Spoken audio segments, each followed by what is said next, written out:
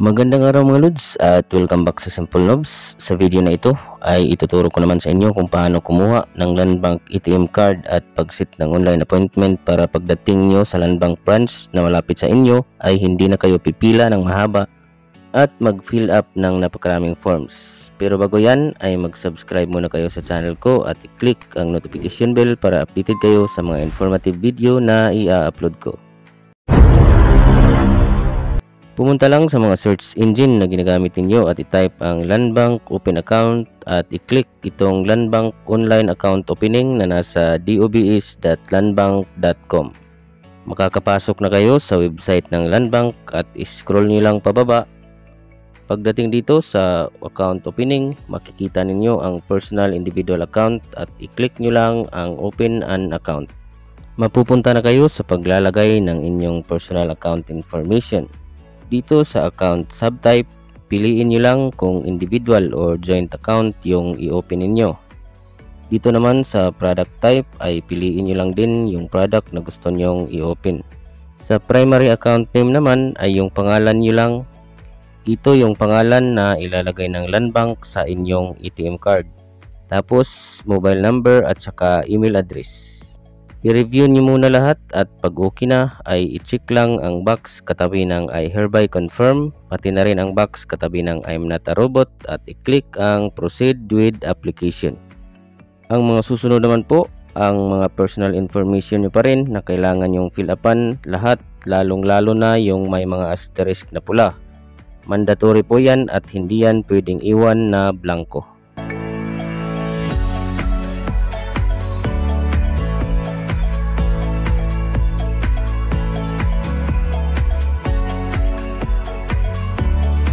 Pagdating dito sa select valid ID ay pumili lang kayo ng ID na meron kayo at ilagay lang sa baba ang ID number.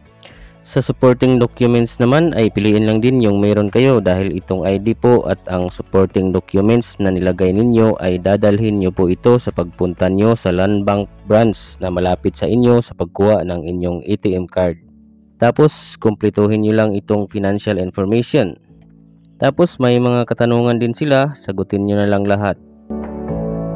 Pag na-fill upan at nasagot nyo na lahat ay i-review nyo muna para hindi na kayo babalik para i-edit ang personal information ninyo.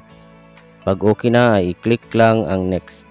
Pagdating dito kung meron na kayong iAccess account ay i-check lang ang I already have an iAccess account, pero kung wala pa ay i-check lang ang yes at i-click ang next. Dito naman ay gagawa na kayo ng inyong preferred iAccess ID. Para po ito sa pag-login ninyo sa Landbank iAccess. Gagawan ko na lang ng video ang tungkol sa Landbank iAccess. Tapos nakalagay na po dito yung inyong email address at saka mobile number. Sa baba naman ay may mga security questions na kailangan ninyong sagutan. Pumili lang ng madaling tanong at sagot na madaling tandaan. Pag okay na lahat ay i-click lang ang next. Ito na po lahat ng personal details na pinilapan nyo kanina at i-review nyo po ulit para makita kung may maliman tulad ng mga spellings or maling information at pwede nyo pa itong ma-edit. Pero kung okay na lahat ay i-click lang ang submit. Ito na po yung inyong account opening summary na papasok sa system ng Landbank, pero kailangan nyo pang kumpletuhin itong mga blank na may asterisk na pula. Kayo na pong bahala kung ano po ang purpose nyo sa pagkuha ng ATM, pati na rin sa expected monthly deposit at frequency of deposit. Pag okay na lahat ay i-click lang ang submit.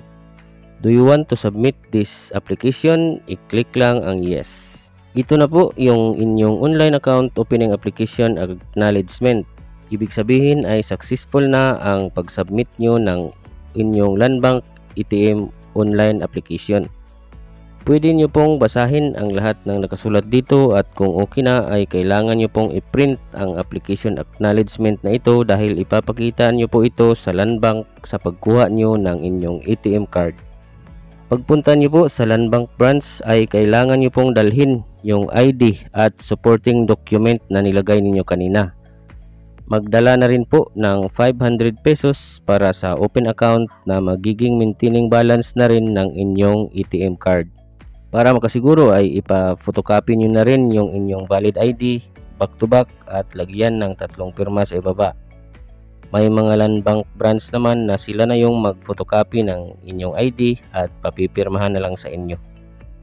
Ilang minuto lang yung hihintayin ninyo sa loob ng land bank dahil i-verify lang nila lahat ng information ninyo sa kanila i-release sa inyo yung inyong ATM card. Ganun lang po kadali. Salamat sa panonood at kita-kits sa susunod na video mga lods.